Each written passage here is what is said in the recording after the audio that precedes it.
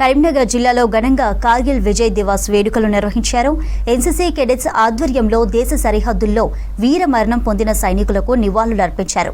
దేశ ప్రజలందరి రక్షణ కోసం ప్రాణాలు దిలిన అమరులు ఎల్లప్పుడూ జీవించే ఉంటారన్నారు ఎన్సీసీ కేడెట్స్.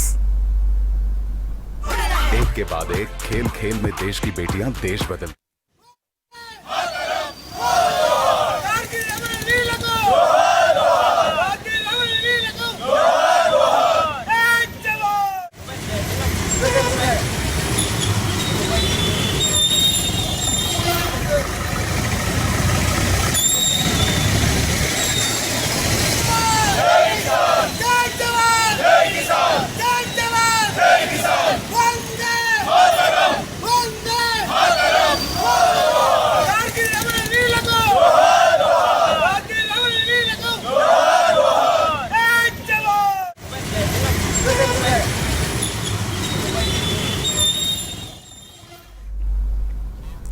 దేశ సరిహద్దుల్లో వీర సైనికుల త్యాగాల వల్లే దేశంలోని మనం హాయిగా ఉండగలుగుతున్నామన్నారు ఖమ్మం జిల్లా కలెక్టర్ ముజామిల్ ఖాన్.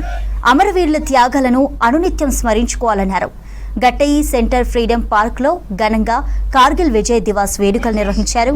ఈ సందర్భంగా 25 ఏళ్ల క్రితం జరిగిన కార్గిల్ యుద్ధంలో గాయపడ్డ రిటైర్డ్ జవాన్ను సత్కరించారు కలెక్టర్ ఖాన్.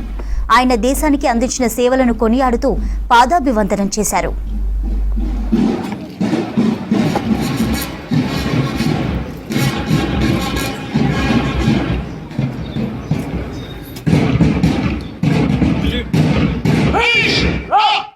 ఎక్కువగా ఉన్న జనాభా ఉన్న దేశంలో ఉన్నాం.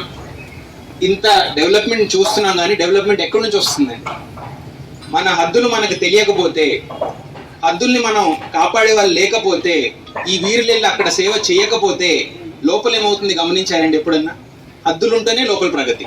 హద్దుల పైన వీరులు నుంచున్నారు, ఎండలో నుంచున్నారు, చలిలో నుంచున్నారు, మంచులో నుంచున్నారు. కాబట్టే లోపల మనం ఇంత ప్రశాంతంగా మన ఇంట్లో మనం పడుకోగలుగుతున్నాం.